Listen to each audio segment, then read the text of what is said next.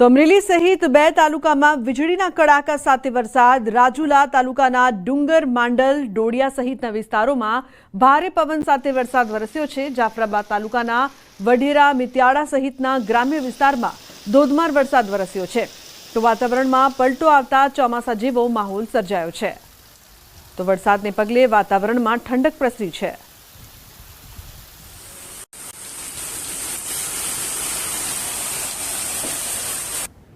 ગુજરાતમાં આજે તોફાની વરસાદની આગાહી છે। ભારે પવન અને વીજળીના કડાકા ભડાકા સાથે મધ્યમ વરસાદની આગાહી છે।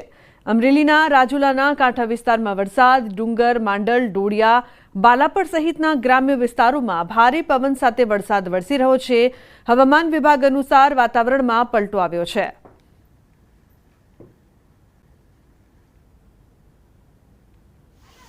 તો અમરેલી જિલ્લામાં ફરી જામ્યો છે વરસાદી માહોલ। જિલ્લાના મોટાભાગના વિસ્તારોમાં વાદળછાયું વાતાવરણ। ધારી શહેર તેમજ આસપાસના ગ્રામ્ય વિસ્તારોમાં વરસાદ। ધારી, જર, મોરજર, છતડિયા, ખીચા સહિતના ગામોમાં વરસાદ વરસી રહ્યો છે।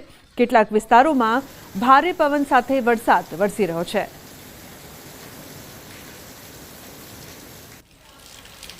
તો ભાવનગર જિલ્લામાં શરૂ થયો ભારે પવન સાથે વરસાદ। જિલ્લામાં અલંગ, ત્રાપજ, તણસા સહિતના ગ્રામ્ય પંથકોમાં શરૂ થયો વરસાદ। હવામાન વિભાગે આપેલી આગાહીના પગલે જિલ્લાના ગ્રામ્ય વિસ્તારોમાં શરૂ થયો છે ભારે પવન સાથે વરસાદ। વરસાદ શરૂ થતાની સાથે અસહ્ય ગરમી અને બફારામાંથી લોકોને મળી છે રાહત।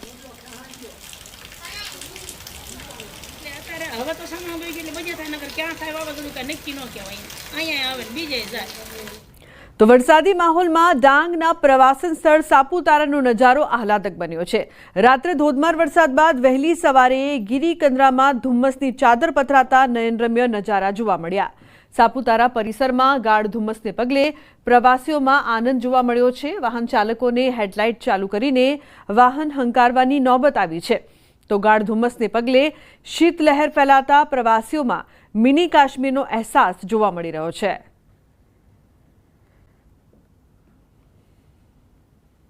તો વડોદરામાં સવારથી વરસાદી માહોલ છે। ડભોઈ પંથકમાં વહેલી સવારે વરસાદ। છેલ્લા 4 દિવસથી હાથતાળી આપતો વરસાદ આખરે વરસ્યો।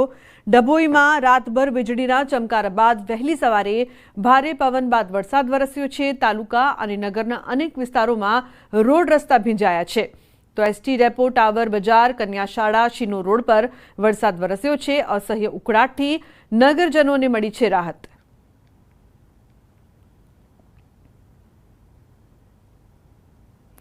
વડોદરાના શિનોરમાં એકાએક વાતાવરણમાં પલટો આવ્યો છે। ભારે પવન અને વીજળીના કડાકા ભડાકા સાથે વરસાદ વરસ્યો છે। શિનોર, કુકસ, સાદલી સહિતના ગામોમાં વરસાદ વરસ્યો। શિનોરમાં ભારે પવન ફૂંકાતા મકાનના પતરા ઉડ્યા। તો ભારે પવન સાથે વરસેલા વરસાદને પગલે અનેક વિસ્તારોમાં વીજળી પણ ડૂલ થઈ છે। રાત્રિ દરમિયાન વરસેલા વરસાદને પગલે વાતાવરણમાં ઠંડક પ્રસરી છે। તો ભારે પવન સાથે વરસેલા વરસાદને પગલે ખેડૂતો ચિંતાતુર બન્યા છે।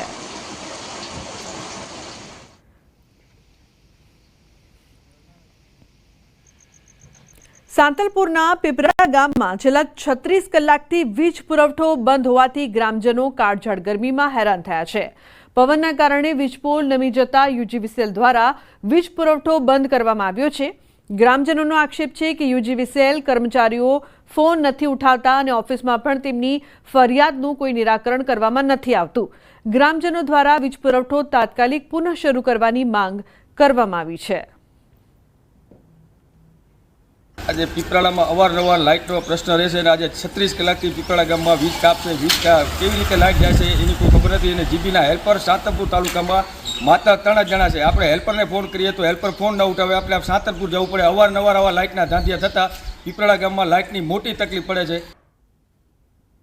બપોરે 1 વાગ્યા સુધી 12 જિલ્લા ખૂબ સાવધાન। 12 જિલ્લામાં બપોરે 1 વાગ્યા સુધી વરસાદનું રેડ એલર્ટ આપવામાં આવ્યું છે। 60 કિલોમીટરની ઝડપે પવન સાથે તોફાની વરસાદ વરસી શકે છે। દક્ષિણ ગુજરાત, દક્ષિણ સૌરાષ્ટ્ર માટે આગાહી કરવામાં આવી છે। બપોરે 1 સુધી 10 જિલ્લામાં ઓરેન્જ એલર્ટ રહેશે।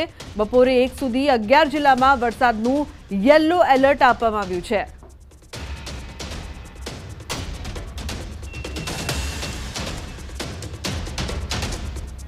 તો 12 જિલ્લામાં રેડ એલર્ટ આપવામાં આવ્યું છે। તોફાની વરસાદની શક્યતા। અને મહત્વપૂર્ણ સમાચારની વાત કરીએ તો નવસારીના તપોવન સંસ્કાર ધામમાં બાળકના મોતના મામલે પરિવારના ગંભીર આક્ષેપ. પરિવારે તપોવન સંસ્કાર ધામ ઉપર લગાવ્યા બેદરકારીના આક્ષેપ. હોસ્ટેલના વોર્ડનની બેદરકારીના સીસીટીવી ફૂટેજ પણ સામે આવ્યા છે. વોર્ડને બાળકની તકલીફ સમજ્યા વગર જ તેની બાજુમાં પૂતળાની જેમ બેસી રહ્યો. 13 વર્ષીય મેઘ જૈન આખી રાત તરફડિયા મારતો રહ્યો, પરંતુ હોસ્પિટલ ન લઈ જવાયો.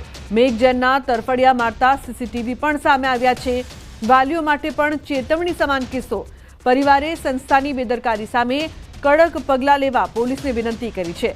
પોલીસે બાળકના વિસેરા રિપોર્ટની પણ તજવીજ હાથ ધરી છે. વિસેરા રિપોર્ટ આવ્યા બાદ મેઘ જૈનના મોત પ્રકરણમાં આવી શકે છે નવો વળાંક.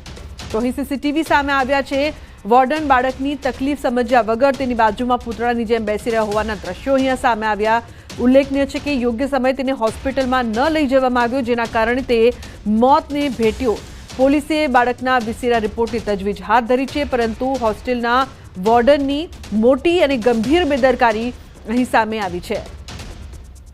સંવાદદાતા ભાવિન જોડાયા છે ફોન લાઈન પર. ભાવિન, સીસીટીવી પણ સામે આવ્યા છે કે કોઈ પગલાં નથી લેવામાં આવતા, બાળક તરફડિયા મારી રહ્યું છે, શું વધુ વિગત? ચોક્કસથી લુબના જે ઘટના છે નવસારીના જે તપોવન સંસ્કાર ધામની જે ઘટના છે, સંસ્કાર ધામમાં જે બાળકનું જે મૃત્યુ થયું હતું, એમાં તપાસ દરમિયાન જે છે સીસીટીવી બહાર આવ્યા છે. તેમાં હોસ્ટેલના જે વોર્ડન છે, એટલે કે જે મૃતક બાળક હતો એનો મોટો ભાઈ જ વોર્ડન હતો, અને એ બાળકની તકલીફ નહીં સમજી શક્યો અને બાળક તરફડિયા મારતો પોતાનો જીવ ગુમાવ્યો હતો. એટલે કે 13 વર્ષીય બાળક જે મેઘ છે આખી રાત તરફડિયા મારીને પોતાનો જીવ ગુમાવ્યો હતો. અને બેદરકારી એ હતી વોર્ડનની કે એને જે રીતના અસહ્ય દુખાવો અને પીડાઓ થતી હતી, તો પણ તે છતાં પણ એમને હોસ્પિટલ લઈ જવામાં ન આવ્યો.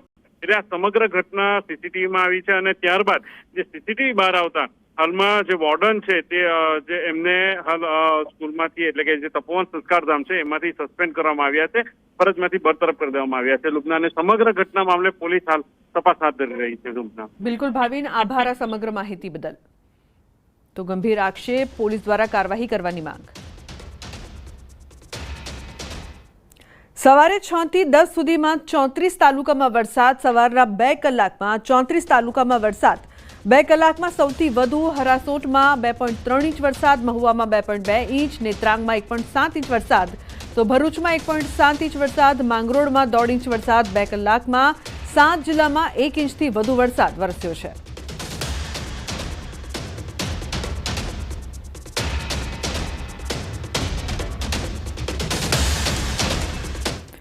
અમરેલીના લાઠીના જરખિયા ગામમાં અનુસૂચિત જાતિ સમાજના યુવકની હત્યાના પ્રકરણમાં સીસીટીવી સામે આવ્યા છે. સાવરકુંડલામાં દુકાને નમકીન લેવા ગયેલા યુવક સાથે મારામારી થઈ હતી, જે બાદ નિલેશ રાઠોડ નામના યુવકનું સારવારમાં મોત થયું હતું. હાલમાં પોલીસે સીસીટીવી ફૂટેજના આધારે તપાસ શરૂ કરી છે. તો જરખિયા ગામમાં યુવકની હત્યા મામલે તપાસ કરવામાં આવી રહી છે. દુકાનમાં થયેલી મારામારીના દ્રશ્યો સીસીટીવીમાં કેદ થયા છે. નિલેશ રાઠોડ નામના યુવકનું સારવારમાં મોત થયું હતું. તો પરિવારમાં પણ આક્રોશ છે. જરખિયા ગામમાં યુવકની હત્યા મામલે તપાસ કરવામાં આવી રહી છે. પરિવારની માંગ છે કે દોષિતોને જલ્દી સજા આપવામાં આવે. તો દુકાનમાં થયેલી મારામારીના દ્રશ્યો સીસીટીવીમાં કેદ થયા છે. કઈ રીતે જે તમામ લોકો છે તે ભેગા મળીને એક યુવકને માર મારે છે, જે બાદ તેનું મોત નીપજ્યું હતું. તો સીસીટીવીના આધારે પોલીસ દ્વારા વધુ તપાસ કરવામાં આવી રહી છે. લાકડા અને ધોકા વડે આ યુવકને કઈ રીતે બેરહેમીપૂર્વક માર મારવામાં આવ્યો તેના સીસીટીવી દ્રશ્યો પણ સામે આવ્યા છે. ઉલ્લેખનીય છે કે બોલાચાલી બાદ બબાલ છે તે વધુ જોવા મળે છે, અને તે બાદ કેટલાક લોકો દ્વારા તેને ઢોર માર મારવામાં આવે છે. આ સમગ્ર ઘટનાના સીસીટીવી ફૂટેજના આધારે પોલીસ દ્વારા વધુ કાર્યવાહી છે તે કરવામાં આવશે. જરખિયા ગામમાં યુવકની હત્યા.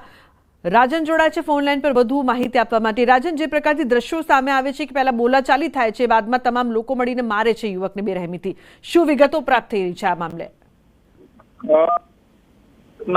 ગત 16 તારીખની છે, અને જે સમગ્ર મામલો છે 16 તારીખે બન્યો હતો, અને એ વખતના દુકાન પર જે વેપારના પેકેટ લેવા માટે થઈને આ મારામારી હત્યા હતી, અને ત્યારબાદ ખૂબ વિવાદ પણ થયો હતો. પરંતુ અમરેલીના સાંસદ ભરતપુત્રને મધ્યસ્થી કરી અને મામલો હાલ ધારે પકડી અને આરોપીઓને લેવાની તજવીજ પણ હાથ ધરી છે. સીસીટીવી પણ હવે પહોંચ્યા છે, એટલે આગળની તપાસ હાથ ધરવામાં. બિલકુલ રાજન, આભાર સમગ્ર માહિતી બદલ. તો આ મામલે વધુ તપાસ કરવામાં આવશે. રાજકોટમાં માતા જ બની કુમાતા, બાળકને છત પરથી હાથ પકડી નીચે લટકાવ્યો. ગોકુલધામ આવાસનો આ વિડીયો વાયરલ થયો છે. મહિલા એક બાળકને છત પરથી નીચે લટકાડતી જોવા મળી. અન્ય એક વ્યક્તિએ બાળકનો જીવ બચાવ્યો. મહિલા પાસેથી બાળકને છોડાવવાનો કર્યો પ્રયાસ. મહિલા બાળકને ન છોડતા મહિલાને માર માર્યો. કયા કારણોસર મહિલા બાળકને છત પરથી નીચે લટકાડતી હતી તે અંગે ઉઠ્યા છે સવાલો. વિડીયોમાં બાળક સાથે દેખાઈ રહેલી મહિલા તેની માતા છે કે કેમ તે બાબતે ચર્ચા તેજ થઈ છે. તો ઘોર કળિયુગ, માતા જ કુમાતા બની હોય તેવા દ્રશ્યો સામે આવ્યા. બાળકને છત પરથી લટકાડતી આ મહિલા જોવા મળી. ગોકુલધામ આવાસનો આ વિડીયો છે તે વાયરલ થઈ રહ્યો છે. રાજકોટનો આ વિડીયો સામે આવતા ચકચાર મચી છે. મહિલા બાળકને કઈ રીતે લટકાડી રહી છે તે અહીં જોવા મળી રહ્યું છે. અન્ય એક વ્યક્તિએ આ બાળકનો જીવ બચાવ્યો હતો. જો આ વ્યક્તિએ બાળકને ન બચાવ્યું હોત તો શું થાત તે મોટો સવાલ છે.